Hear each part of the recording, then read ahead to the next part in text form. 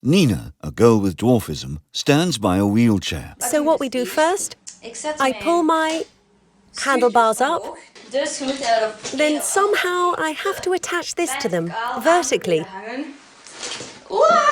The aim is that I can ride around now. I have to take all of this stuff with me to college. Having hung a bag on it, she climbs in the wheelchair. I used to think people didn't like me.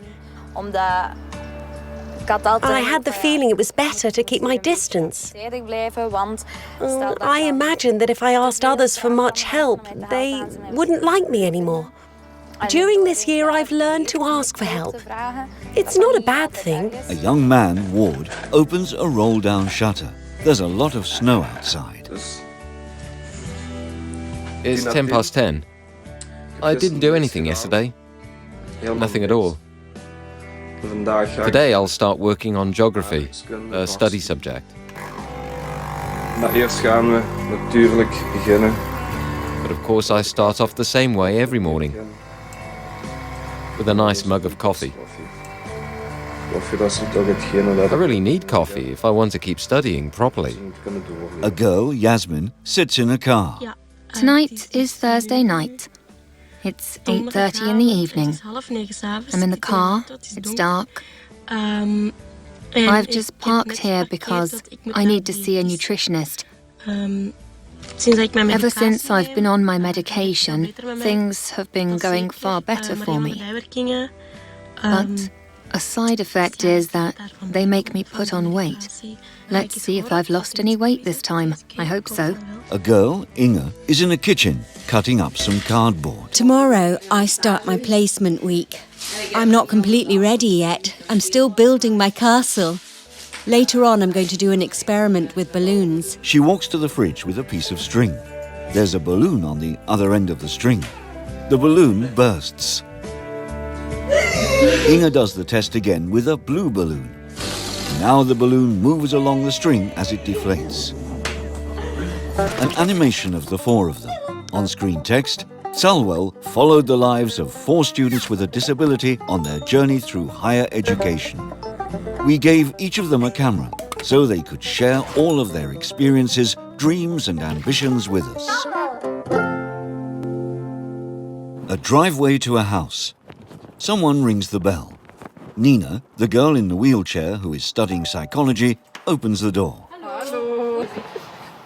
My condition is called pseudo-achondroplasia. It's a derivative form of dwarfism. It causes something to go wrong genetically, which hinders the normal growth process. So you grow very slowly, and the parts of your body that do grow deformed. Nina films herself in the mirror. This is me in the mirror. In the background is my student room. My kitchen, including very practical high cupboards that I can't reach. My desk, without a chair, because I sit at it in my wheelchair. I had been living at home, where I was driven to and from school every day. And suddenly I had to do everything by myself. The first day I was in my room, I thought, what am I doing so far away from home? I was afraid I wouldn't make it on my own. A front garden leads to a house in a green setting. Someone rings the bell. Yasmin, the girl from the car, opens the door. I have a developmental disorder, MCDD. I need quite a lot of structure to be able to function. This disorder is related to autism, so there are a few things I experience in the same way. However, the social problems are less prominent. For example, I have the necessary social skills to do this interview or to approach people in the street. It involves a lot of anxiety and also slight schizophrenia.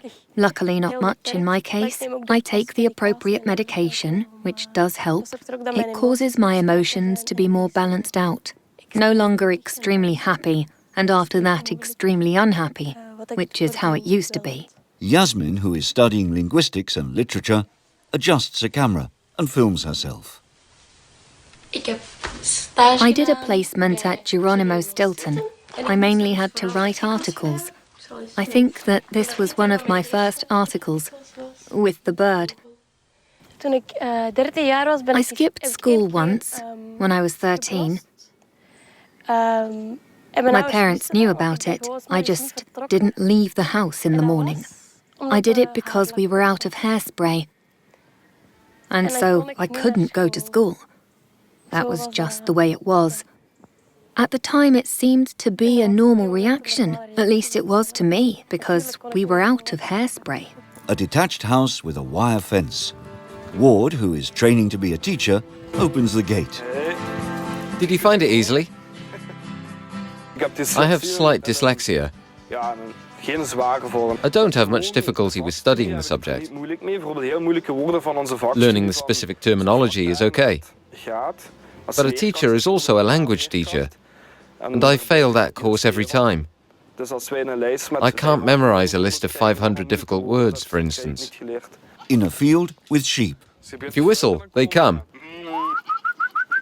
My handwriting is ugly. It's unfortunate as a teacher.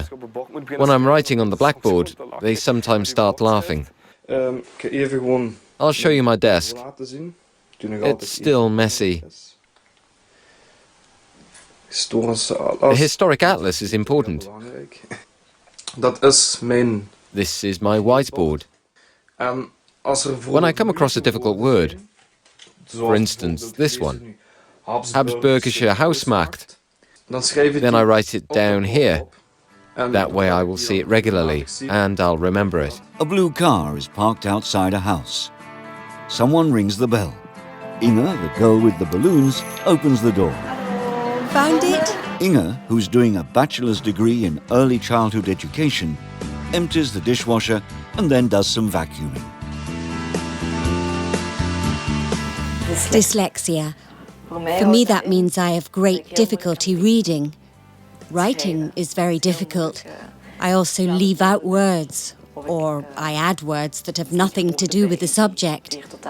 Writing dyslexia itself is already a challenge. Inge drives the car.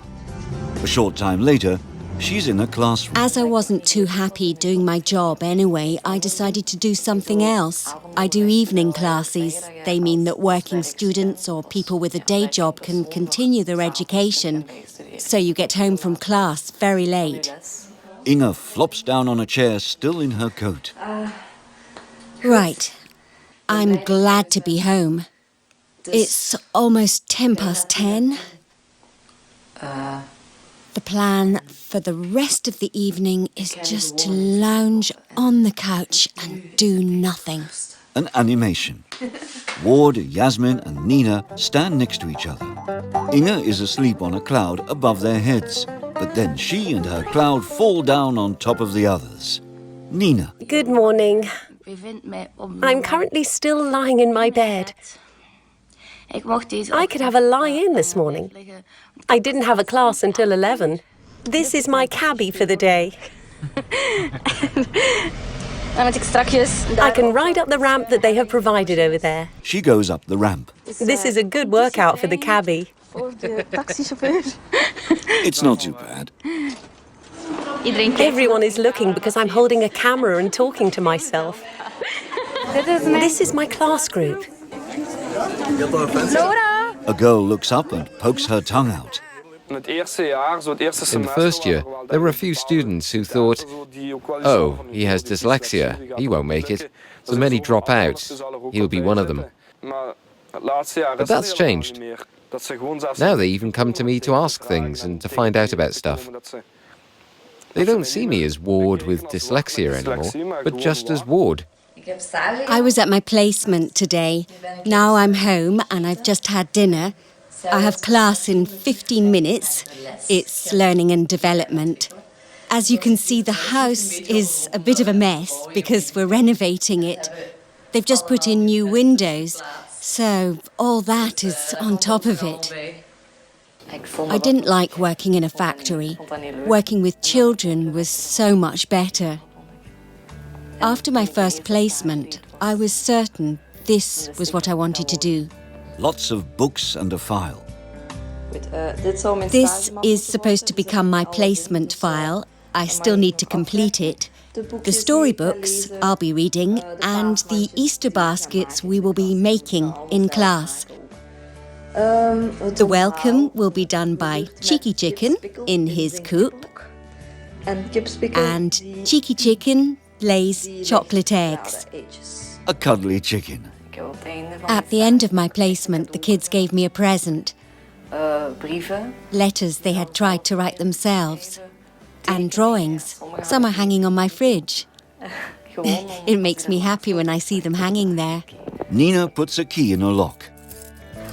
We're in the elevator. I need to be on the first floor. Afterwards, people told me that they were worried. They thought, how will she manage with her wheelchair going to study in a big city?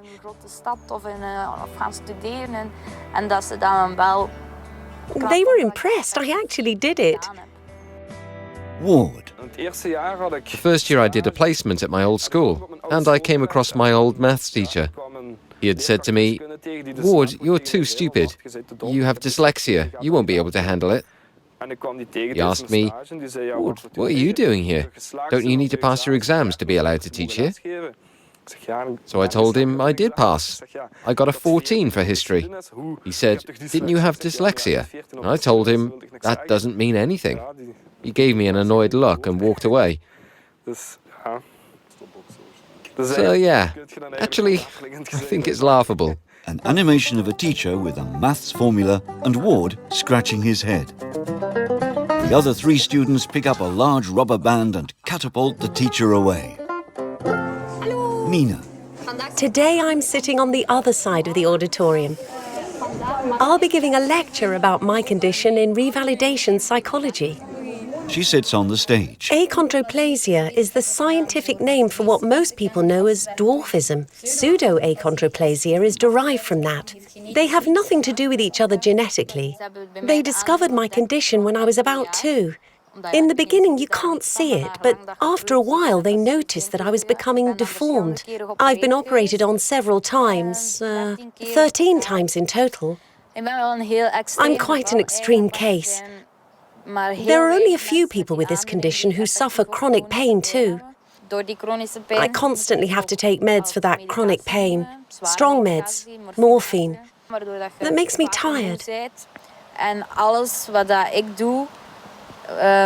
Everything I do takes 10 times more energy for me than a normal person.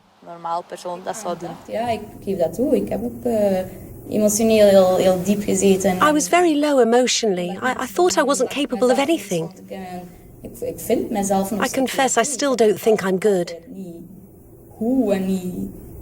But I plan to change that image, and thanks to my surroundings, I'm sure I will succeed. I graduated from high school and then the following year I went to university college. During the examination period in January, I totally crashed. I didn't let anyone see. I had been feeling bad for months. I was admitted to hospital and stayed there for a year. And then they diagnosed me and started treatment. It's like a wall erected in your life. You have to stop living for a year. That's what it comes down to. You have to think all the time, not now, me first. After a year, they release you and then your life starts again. That was also the point when everything started getting better. The meds, the appropriate treatment. I learned to handle it myself. People started having respect for what I had to say. It wasn't like, you're just making up nonsense now. My fellow students couldn't always understand it. The word stupid often fell. They would say, "You can't do further studies. You're not capable of that." And so I felt like I was stupid. You start believing them. If I had been less clever, it probably would have come to light a lot earlier. I was bright enough to cover everything up. I would never say to someone, "I'm so stressed that everything's going black before my eyes." It's not in my nature. I'd rather conceal it. That's why it took so long before I got my diagnosis. Ward's untidy bedroom. They noticed in my 5th year at high school I really wanted to study, but I just couldn't do it. Like those 20 words of German that I did study for hours. I couldn't help failing the test. Unbelievable. I'd just forgotten it all. It was really weird, as if it was just gone, as if my short-term memory saved it, but it disappeared again. It's a bit tragicomic, but people fight to get hold of my notes, and they all pass with 16 out of 20, while I have to retake the course. So yes, I have to try harder than others do. So when you find out you have dyslexia, then you understand that they were wrong. It was a burden that fell from my shoulders. But the teachers showed some understanding. That I wasn't stupid, but just had dyslexia. If they tell you often enough that you're a difficult adolescent, with some form of manic depression, then you start to believe it yourself. In the animation, Yasmin, Inge and Ward are filming. Nina rides up to them, but they don't react. She bumps into them with her wheelchair. Then all cameras are pointing at her. Psychology student Nina in her bed. I just did a bit of revision for tomorrow's exam. I always do that before I go to sleep. And I wrote a bit in my diary. It helps me to organise my thoughts. I hope I can get some sleep.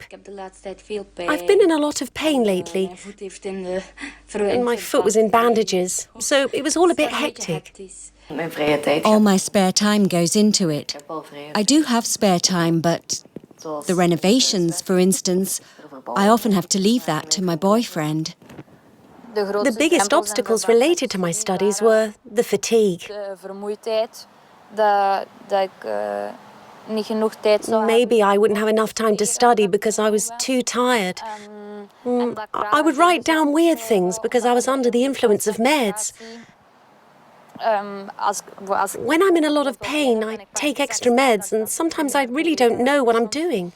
I struggle a lot with unexpected change. If that occurs too often, I get a kickback from it later on. I could have a bad headache or be a lot more anxious or a bit unhappier. I don't really know how to explain it, but I think I'm always nervous. I'm always under pressure and under time pressure at times when other people might think, now things are calm for a week in my life. My sister mentioned earlier today that I'm always so agitated. I have that feeling as well, as if I always have to hurry. I'm always restless. Nina. This is my dad on Skype because he's abroad. Nina isn't always herself in front of the camera. I am so. She often hides the pain she feels. She doesn't want to show it. There you go. That's it. It's the truth, Nina. It's supposed to be a positive documentary. I think others often perceive me to be more enthusiastic than I really feel inside. Sometimes my enthusiasm serves as a mask for my problems. Someone just texted me to ask if I'd like to come to a party at our student union, because it's election week. There will be a free keg and shots, but I wisely decided not to go. Tomorrow I want to be alert for class. I've had enough stimulation for today. The meds do make it difficult to get out of bed. I wanted to become a baker because I was good at getting up early, but that's over. In the animation, Yasmin is fast asleep wearing a baker's hat. An alarm goes off. She eventually wakes up, opens an oven and removes loaves that are burnt to a crisp. The other three watch.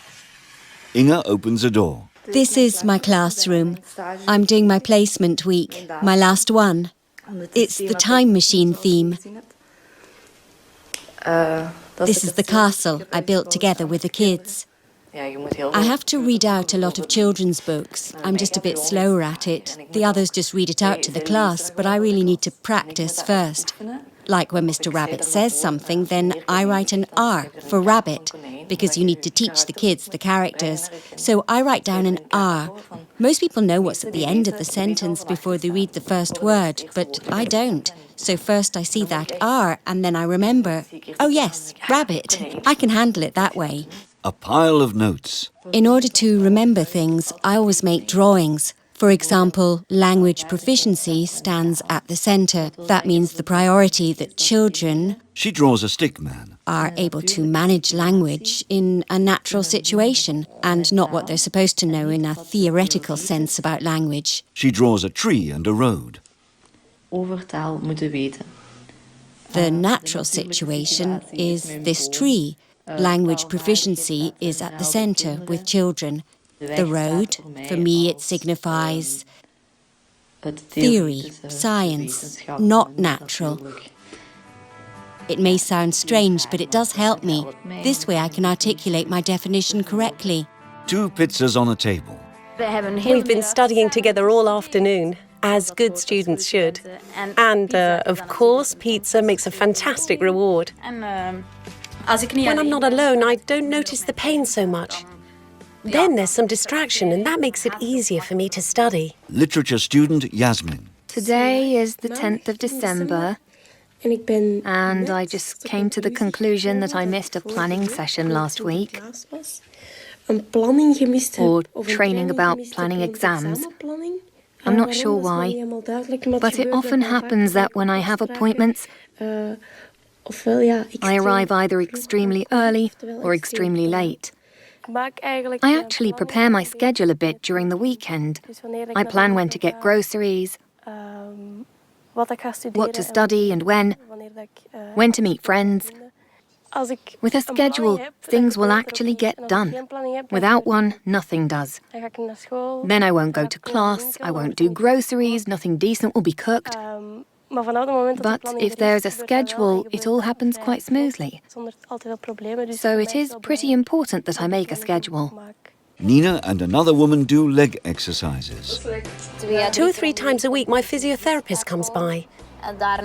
Afterwards, I'm usually exhausted. Usually I have to do my work on weekends. I have to work very hard in advance because I can't predict when I'm going to have a pain attack. If I postpone my work, I would get into trouble. The first year I could hear people talking. Oh, the dyslexics get so many benefits. I wish I had dyslexia. I want those benefits too, they said. But they aren't benefits. You wouldn't say to someone in a wheelchair, I'm lazy too, I also want a wheelchair. In the animation, Yasmin, Inge and Nina, all in wheelchairs, ride behind a bus. Then Ward comes running up, out of breath. Yasmin. I went through high school as someone normal without a disorder. When I started at university, I discovered there were all kinds of facilities for you. I barely made use of them. They told me to make more use of them, but for me it felt like misuse. Eventually, I had to alter my opinion. It's a lot more pleasant for me to study the way I do it now. Today I have to take my Dutch language exam. It's the toughest exam. Wel, ik heb een lesinhoud en daar heb ik dan een samenvatting. I summarised the content of my lessons, so I only have to study that summary. For language exams, they let me use a computer, unless there are specific spelling exercises. Usually I'm allowed to use my laptop with spell check for my theoretical exams. When I get additional time to prepare for an oral exam, the teacher will usually take me in first, so usually earlier than the rest. If the exam starts at 9, I might go in at 8:30, or last. When you get called in earlier, while all the others are fighting for their place in line and they call out, Yasmin Dierix, you can come in. Sometimes people do make eyes at me, or they come to ask me afterwards, hey, what's wrong? I don't have problems telling them. I get additional time for that reason. I have 2 techniques for studying. It may sound silly. Number 1, get started on time, don't procrastinate. Number 2, if you don't get it done on time, you work on during the night. It may sound harsh. I sometimes have difficulties with writing during exams because of stress. But then I can go up to the teacher and present my contract to him. I tell him I would like to explain the answer verbally. There's no structure, and I don't know how to put it into words. I sometimes have a hard time putting what's in my head down in writing. Nina is holding a microphone stand. People are sitting at tables in a room. Nina is on a stool behind the microphone. She's wearing a black blouse and a dark blue and white skirt. Feeling like a butterfly with broken wings, fluttering, dreaming of flying away. I definitely want to work later. I don't want to be a housewife who stays at home knitting and so on. I really want to have a job and earn my own money.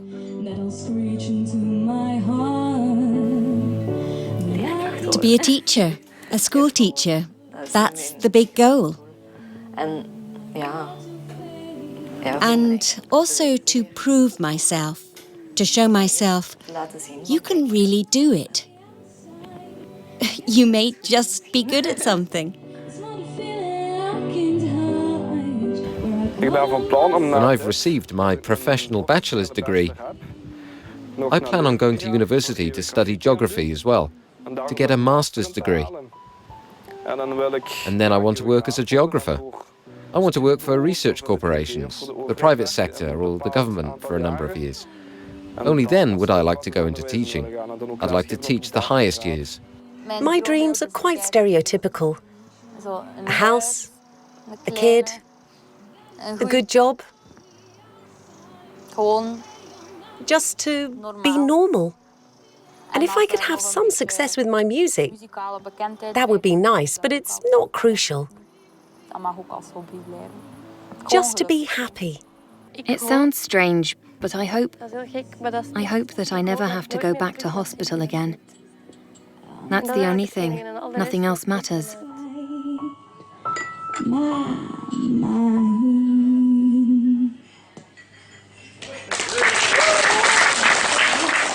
It's not easy to study with a disability. Not at all. And it's not like, is that your dream? Go for it. Everything will be fine if you want it to be. Because it's not always like that. Just go for it. You should grab the coaching you're entitled to with both hands. Just try, and don't listen to them. Be stubborn. If that's what you want, then that's what you want. A heart full of passion can take you a long way. Just do it. It's hard. I guess it's hard for everybody. Just do it. First get to know what you want to do. That's the key. When you do something you enjoy doing, you go for it. Like me, I go for it 100%. While I'm waiting for my exam, I don't look at my papers anymore. Because then I get stressed. It stresses me out. It may not work at that particular college or in that particular field of study, but for sure you'll find something if you look hard enough. It's funny saying it because it's more of a message to myself. Just talk about it. There's nothing to be ashamed of, whether there's something wrong with you or not. If you feel a certain way, then that's the way you feel. It doesn't matter what other people might think. In the animation, Nina, in a red dress, is sitting on a white grand piano. In the background, photos of her as a baby and child appear. The Nina on the piano is now holding a microphone. Feeling like a butterfly with broken wings. Photos of Yasmin replace the photos of Nina. In the animation, Yasmin writes page after page in a book using a quill. Photos of Inge now appear. In the animation, Inge is with brightly dressed infants. Finally, childhood photos of Ward appear. In the animation, Ward sails around in a paper boat with an old map of the world in his hand. While the students in the animation move in time to Nina's singing, the closing credits start. Yuri Wayne, Frederik Tilleman and Hugo Hermans. The screen goes black. Dominique van Malderen, Christophe, Helene, Leonard, Lisa, Maxime, Vincent, Karen, Katrien, Ariane, Eline, Evelyn, Leen, Matthijs, Maggie, Natalie. www.sciho.be/TZALWEL. A project by SIHO in the framework of the Equal Opportunities Policy of the Flemish Minister for Education, Youth, Equal Opportunities and Brussels Affairs, with the support of the Flemish authorities and Gelijke Kansen in Vlaanderen.